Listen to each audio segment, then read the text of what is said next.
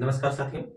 साथियों, आज हम संधि के प्रकार का अध्ययन करेंगे। इससे पूर्व हमने संधि के सामान्य परिचय पर चर्चा की थी कि संधि का अर्थ क्या है, संधि के लिए आवश्यक क्या है। तो आपने संधि पढ़ते हुए पिछली वीडियो में ये जाना कि सम उपसर्ग पूर्वक धी धातु से की प्रत्यय लगाकर संधि शब्द बना है और संधि शब्द पुल्लिंग शब्द है और यह किन किन शर्तों पर होता है वो पिछले वीडियो में हमने आपको बताया कि संधि के लिए आवश्यक जो है वह संहिता जो है नित्य होती है। अगर आप संधि करना चाहते हैं या संधि कार्य कर रहे हैं तो संहिता आवश्यक है। बगैर संहिता के जो है संधि कार्य नहीं हो सकता। तो संहिता कहाँ कहाँ आवश्यक है ये भी हमने आपको बताया था कि संहिता संधि में आवश्यक होती है, धातु और उपसर्ग में, और समास में आवश्यक होती है, अनिवार्य होती है। ठीक, इन सब जगहों पर क्या है, संहिता अनिवार्य होती है और वाक्य में वक्ता की इच्छा पर निर्भर है कि वह संहिता करे या ना करे। ठीक, तो इस प्रकार के उदाहरण हमने कल की वीडियो में देखे। आइए आज हम चर्चा करते हैं संधि के प्रकारों की। संधि के प्रकार अगर पूछे जाए तो कुल 3 मुख्य प्रकार हैं।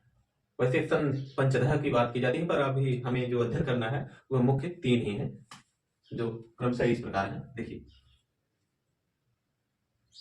जो पहला संधि है वो क्या है, अच, जिन्हें हम स्वर भी कहते हैं। ठीक, स्वर संधि। ठीक,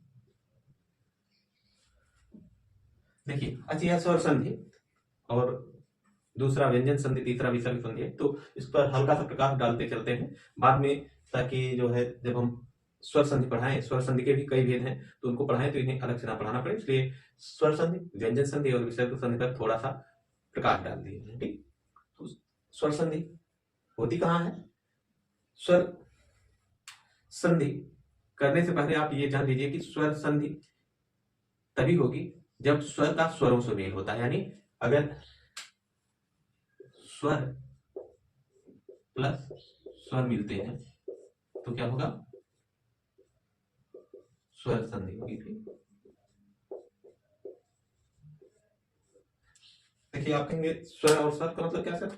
तो स्वर अर्थात जो जिस वर्ण की हम संधि कर रहे हैं, जिस वर्ण में संधि कार्य हो रहा है, उसका पूर्व वर्ण भी स्वर होना चाहिए और पर वर्ण भी जो है स्वर होना चाहिए। पूर्व और पर वर्ण का मतलब पहले वाला वर्ण और बाद वाला वर्ण। ठीक, जैसे अगर हम स्वर के लिए मान लीजिए कपीसर बना रहे हैं। ठीक, क्या बना रहे हैं, कपीसर। मान लीजिए यहाँ क्या है, उदाहरण जैसे लिख लीजिए हल्का था, जैसे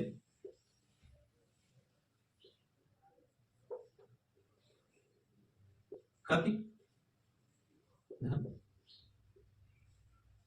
ईशा, कपि धन ईशा।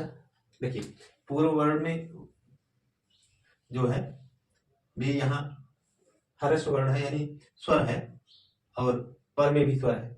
यहाँ देखिए, अगर हम इसको और आसान लिखें तो कप लिखेंगे और यहाँ ई और ईसा, ठीक, लिख देंगे। अब देखिए, ई और ई है। ठीक, ई और ई मिलके बड़ी ई हो गया। ई और ई मिलकर क्या हुआ, बड़ी ई हो गई। ई और ई मिलकर बड़ी ई हो गई, तो रूप क्या बना, कपि था। तो यहाँ बड़ी हो गई, कप तो था ही, बड़ी की मात्रा लगी तो बाकी बचा क्या, सह। तो क्या शब्द बन गया, कपीशा। यहाँ ना लिखकर आपको यही सामने लिख देना है। यहाँ देखिए, फिर रूप क्या बनेगा, कपीशा। ठीक, कपीशा शब्द बना था। जब भी हम स्वर संधि कर रहे हो तो स्वर संधि करते वक्त यह ध्यान रहे कि पूर्व का वर्ण भी स्वर होना चाहिए और पर का भी वर्ण, यही कंडीशन है। यहाँ देखिए उदाहरण में कपि में पूर्व में भी स्वर है और पर में भी स्वर है, और ये स्वर स्वर मिलकर दीर्घ स्वर हो गए। ठीक, तो कपीशा रूप बना। ठीक, इसको आप, अभी हम आपको दीर्घ संधि, दीर्घ स्वर संधि इत्यादि नहीं पढ़ा रहे, आपको ये बताना चाह रहे थे कि स्वर संधि होती कैसे, स्वर का स्वर से मेल बता रहे थे कि स्वर संधि है। ठीक, बाकी स्वर संधि में कई भेद हैं, उसको आपको बाद में चर्चा की जाएगी। और एक देख लीजिए, कवि धन इंद्र हो गया, इति धन अलम हो जाता है। ठीक, देखिए एक उदाहरण और लिख लीजिए, इति आलम, इति धन आलम, तो हो क्या जाएगा ये, देखिए यहां इत शब्द हो जाएगा और ई हो जाएगी, प्लस आ हो जाएगा, ला हो जाएगा और मा हो जाएगा अलग, ठीक। ई और आ मिलके, ई और या मिलके क्या हो जाएगा, या हो जाता है, ई और या आ मिलके या हो जाएगा, तो यहाँ रूप क्या बनेगा, क्योंकि ये ता है, ठीक, ई को ई या आदेश हो गया तो ये इत्ते हो जाएगा, फिर लम बचा, ठीक, इत्तेलम, क्या होगा रूप, इत्तेलम, ई और आ मिलके, ठीक। यहाँ लीजिए या आदेश हुआ, ठीक। अभी यहाँ आपको ये नहीं बताना है कि यण संधि हुई, ठीक, ये नहीं बताना हुआ कि यण संधि हुई है या दीर्घ संधि हुई, यहाँ ये बताना था कि स्वर स्वर जब भी मिले तो स्वर संधि होगी। अतः हम कह सकते हैं कि स्वरों के स्थान पर होने वाले जो आदेश को ही जो है हम स्वर कहते हैं। जब भी परिवर्तन होगा स्वर संधि में तो स्वर के स्थान पर ही परिवर्तन होगा, ठीक, स्वर संधि में स्वर के स्थान पर परिवर्तन होगा। और बहुत सारे उदाहरण हैं, पवित्रम हुआ, जैसे देख लीजिए, पो इत्रम। अब यहां हम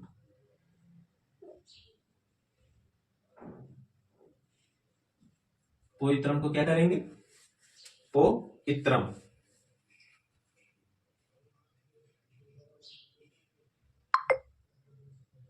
वह आदेश हो जाएगा,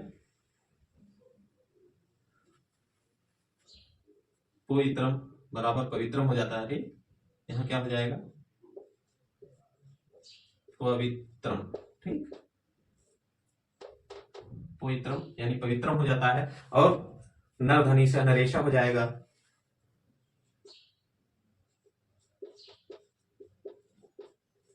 ईशर बराबर नरेशा, ठीक।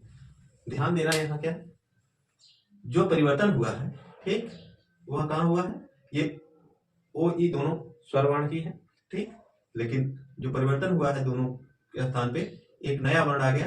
हमने आपको संधि की वीडियो प्रथम वाले में हमने ये बताया था कि कभी कभी एक स्थान पर परिवर्तन होता है, कभी जो है दोनों वर्ण मिलकर एक नया वर्ण का निर्माण करते हैं, और कभी कभी पूर्व वाले वर्ण में ही परिवर्तन होता है, कई कंडीशंस होते हैं, ठीक। तो यहाँ नरेश हुआ, ठीक, आप आता है कि अच संधि यानी स्वर संधि आप पढ़ गए होंगे। कुल मिलाकर इतना ही जानिए कि स्वर वर्ण का स्वर के साथ मेल ही स्वर संधि है। अगर हम एक लाइन में कहना चाहें तो स्वर के साथ स्वर वर्ण का मेल ही क्या है, स्वर संधि है, ठीक। इसको आप लोग के फिर व्यंजन हल्का सा प्रकाश करते हैं, ठीक।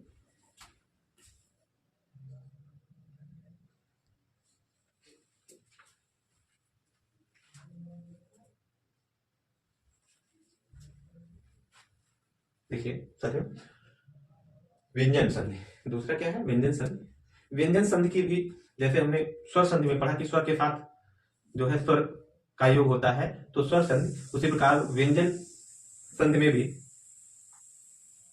दो प्रकार से व्यंजन संधि होती है। पहले व्यंजन रहे प्लस स्वर, व्यंजन स्वर और व्यंजन और व्यंजन, ठीक। इन दोनों रूपों में क्या होता है,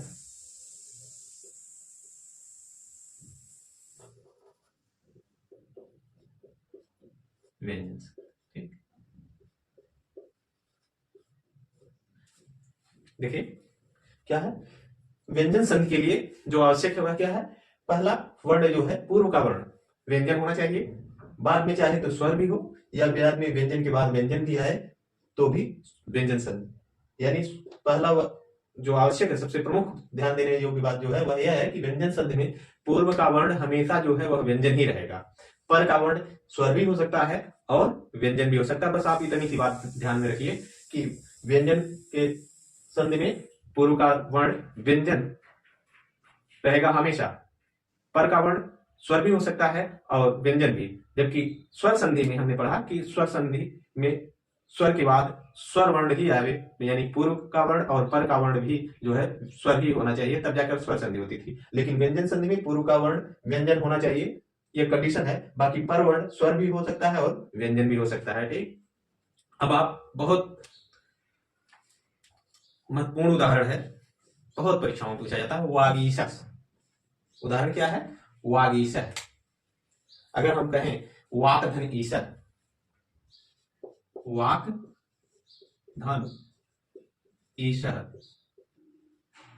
देखिए वाक धन ईशः, तो वाक धन ईशः में क्या है? ये व्यंजन वर्ण है। पहला क्या है? यह व्यंजन वर्ण है और ये पर वाला वर्ण जो है स्वर वर्ण है। पूर्व का वर्ण व्यंजन और पर का वर्ण स्वर है, यानी पहली कंडीशन है। ठीक, ये दूसरी कंडीशन है। इसमें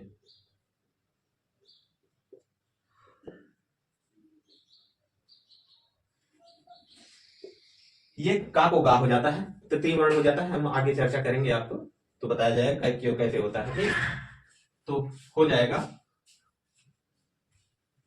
वा ग। ठीक, तो ई है तो ई हो जाएगा वागीशा। ठीक, जब अभी हम आपको पढ़ाएंगे, अभी अगर इसको हम बताने में लगे तो आप समझ नहीं पाएंगे, ज्यादा कठिन आपको लगेगा। तो इस कारण से आप इतना ही जानिए कि जो का वर्ग है उसका तृतीय वर्ण हो जाएगा, हर वर्ण का तृतीय वर्ण हो जाता है। ठीक, ता को दा हो जाता है, का को गा हो जाता है। ठीक, जो स्पर्श व्यंजन है जितने, उनका तृतीय वर्ण हो जाता है अगर इस संधि में आप करेंगे। ठीक, और तलय तत् लय बराबर क्या हो जाएगा?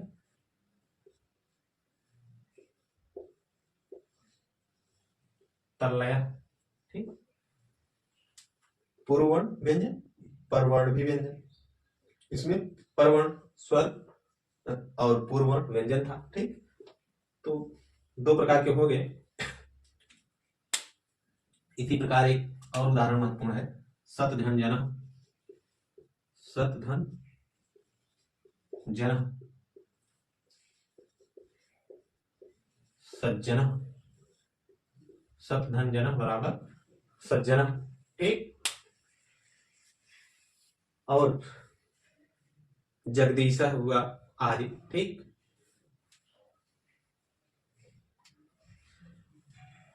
यानी अगर हम स्पष्ट रूप में कहें तो व्यंजन संधि में हमने ये सीखा कि व्यंजन वर्ण के बाद स्वर वर्ण आए तब भी व्यंजन संधि है, और व्यंजन वर्ण के बाद व्यंजन वर्ण आए तब भी व्यंजन संधि है। ठीक, यानी दो रूपों में व्यंजन संधि होती है। व्यंजन संधि करने के लिए पूर्व का वर्ण व्यंजन आवश्यक है, पूर्व वर्ण का व्यंजन होना आवश्यक है। पर का वर्ण जो है स्वर भी हो सकता है और व्यंजन भी हो सकता है। इसको आप बस इतनी सी बात ध्यान में रखिए कि व्यंजन संधि में पूर्व का वर्ण व्यंजन और पर का वर्ण यानी बाद वाला वर्ण स्वर भी हो सकता है और व्यंजन भी हो सकता है। जैसे यहाँ उदाहरण में पूर्व का व्यंजन, बाद में स्वर, फिर यहाँ व्यंजन, यहाँ व्यंजन। ठीक, तो आप फिर कीजिए, फिर आपको विसर्ग संधि पर थोड़ा सा प्रकाश डालते, फिर आपको जो है स्वर संधि के भेद पढ़ाएंगे।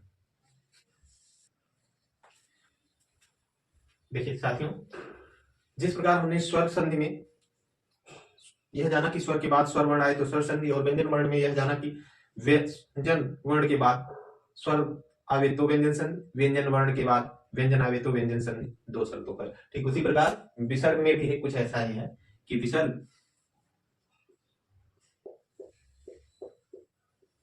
विसर्ग अगर रहे, ठीक, प्लस विसर्ग का मतलब ये चिन्ह। ठीक, विसर्ग के बाद स्वर आवे तब भी विसर्ग होता है, विसर्ग संधि, तभी क्या होगा? विसर्ग संधि होगी। और विसर्ग के बाद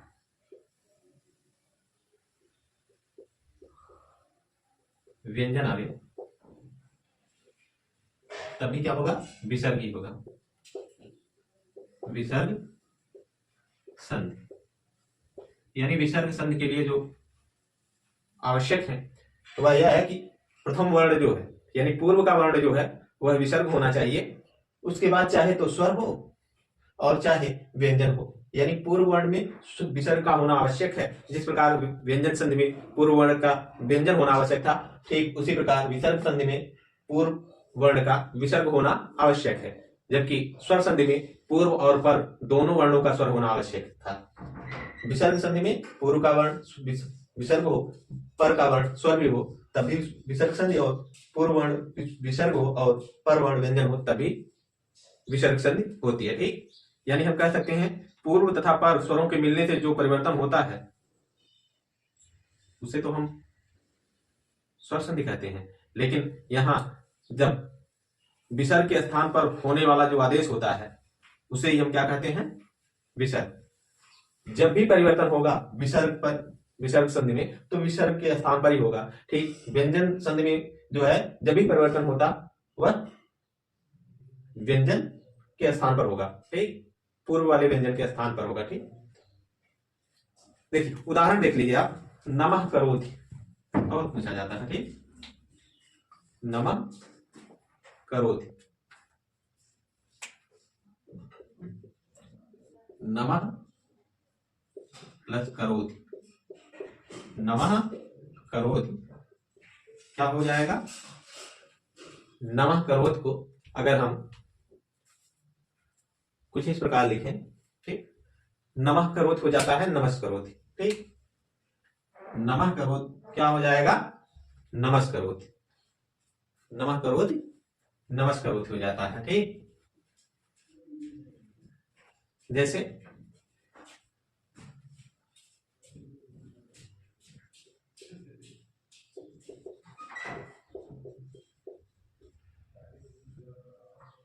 नमः करोति नमस्करोति हो जाता है। ठीक, और ठीक अलिधन आयम, अलिधन आयम अगर हम करेंगे अलिरयम हो जाता है, अली अलिह धन आयम क्या हो जाएगा, अली रयम, अलिधन आयम बराबर अलिरयम। ठीक, अलिधन आयम बराबर अलिरयम हो जाएगा। ठीक, और एक और उदाहरण समझ लीजिए, आप बहुत आसानी समझ जाएंगे। देखिए नि धन चया, ठीक, इसको आसानी से आप समझ जाएंगे। इसको बाद में, अभी आपको इसको डिटेल में समझाएंगे बाद में जब आप विसर्ग संधि पढ़ेंगे तो। ठीक, नि धन चया, देखिए नी हो गया और विसर्ग को सा आदेश हो जाता है, विसर्जनीय सा सूत्र से। ठीक, तो निस हो जाता है और चया। ठीक, फिर सकार को सकार हो जाता है, मतलब मूर्धन्य सकार हो जाता है, तो यहां नी, ठीक, निश्चय बनता है। क्या बनेगा, निश्चय बनता है। सकार को स्थित संधि आप पढ़ेंगे फिर बाद में, उसमें आप जान जाएंगे, सकार को सकार हो जाता है। ठीक,